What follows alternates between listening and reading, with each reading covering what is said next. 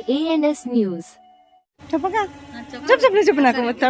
हम लोग को ना अच्छा काम करते इसके लिए उनको लाना है। बस हमारा सब लेडीज को एक ही है, लेडीज में उस फुल सपोर्ट उनकी है हम लोग को।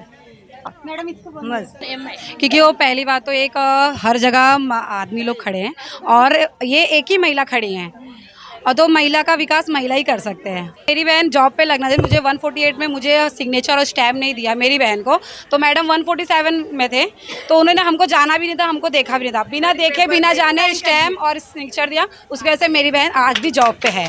2-3 लोग हैं कि 148 में जो भी नगर सेवक थे उन्होंने दिया नहीं, उन्होंने बोला हम तुमको पहचानते नहीं हैं, तुम कहीं जाओगे, क्योंकि बैंक का जॉब। तो मैडम ने क्या किया, बिना सोचे समझे अपना सिग्नेचर और स्टैम्प दिया। वो अगर जब हमको जानते नहीं थे, हमारे यहाँ एरिया में नगर सेवक थे भी नहीं, तो भी उन्होंने हमारे लिए किया है। तो जीत के आएंगे तो सोचो क्या क्या करेंगे। पहिली गोष्ट तर त्या एक महिला आहेत, व एक महिलालाच निवडून देईल।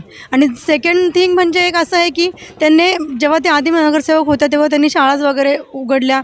गरीब लोकांना मोठ्या मोठ्या शाळेत ज्यांना फीस भरता आली नाही पूर्ण वर्षाची, तिथे गरीब लोकांना खूप म्हणजे छान शाळा शिक्षण CBSE शाळेत फ्रीमध्ये शिक्षण मिळते। आज मुलांना सर्व काही मुलांना मिळते। सर्व पॅरेंट्स एवढे खुश आहेत।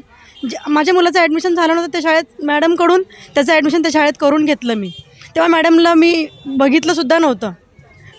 होईल निश्चित आहे, निश्चित, कारण त्या खूप कामं केली आहेत, त्यांची खूप कामं केली आहेत त्यांनी। शौचालयाचे कामं आता घरोघरी शौचालय नाही आहेत, पण ते निश्चित होणार काम, और सगळं काम होणार। आम्हाला तर इथे एक शाळा पाहिजे, व्यवस्थित शौचालयाचे कामं पाहिजेत, हां, हॉस्पिटल, रस्ते, गल्ली गल्लीमध्ये जे आहेत मोठे मोठे खड्डे वगैरे सगळं कामं करून पाहिजेत आम्हाला। हॉस्पिटल वगैरे जवळ पाहिजे, एखाद्याला काही इमर्जन्सी असेल तर जवळ पाहिजेत। एखादं हॉस्पिटल वगैरे लांब असतील, काही इमर्जन्सी असेल तर पटकन रिक्षा वगैरे मिळत नाही, रस्त्यात काही होऊ शकतं। रस्ते वगैरह व्यवस्थित करून पाहिजेत आम्हाला। और शौचालय सब खोबा किया, वो खोबा हमको नहीं चाहिए, लादी चाहिए सिर्फ। लादी वगैरह बसून शौचालय वगैरह जो उम्र वाला कोई भी फिसल के गिर मत लो। आणि शौचालय बाहेर जाण्यापेक्षा घरोघरी जरी असेल जवळपास, एखादे हँडिकॅप, माझेच स्वतःचे काका आहेत हँडिकॅप, त्यांना इथून शौचालयपर्यंत जाईपर्यंत पूर्ण अर्धा दिवस जातो। हो, जे पण काही नगरसेवक आहेत त्यांच्याकडून आम्हाला काही असा अनुभव नाही भेटला की आम्ही त्यामध्ये प्रसन्न आहोत, पण मॅडम काम करून देतील निश्चित आहे, म्हणून आम्ही त्यांच्याच मागे कायम उभे राहणार आहोत। काय सांगणार ताई, जे प्रकारे सगळे जनता तुमच्या पाठीमागे खंबीरपणे उभे आहे, असं वाटतं की 16 तारीखचे गुलाल तुमचीच आहे। मी सर्व जनतेचे खूप खूप आभार मानते, माझ्या पक्षाचेही मी आभार मानते, एकनाथ शिंदे साहेबांचे आभार मानते, ज्या पद्धतीने मला यांनी उमेदवारी दिली। एवढंच मी सांगणार की मी वार्ड क्रमांक 147 मध्ये नगरसेवक म्हणून जे काम केलंय, जे नगरसेवकाने काम करायला पाहिजे नगराचा सेवक म्हणून, तर त्याचीच पोचपावती मला 148 मध्ये। आणि लोकांचा खूप उद्रेक आहे, इथे संडास नाही व्यवस्थित, शौचालय नाही आहे, गटर लादी पाणी नाही आहे, घाणीचं साम्राज्य आहे, शाळा नाही, गार्डन नाही, मैदान नाही, मुलांची व्यवस्था नाही, डॉक्टरांची व्यवस्था नाही आहे, ज्येष्ठ नागरिकांचे हाल आहे।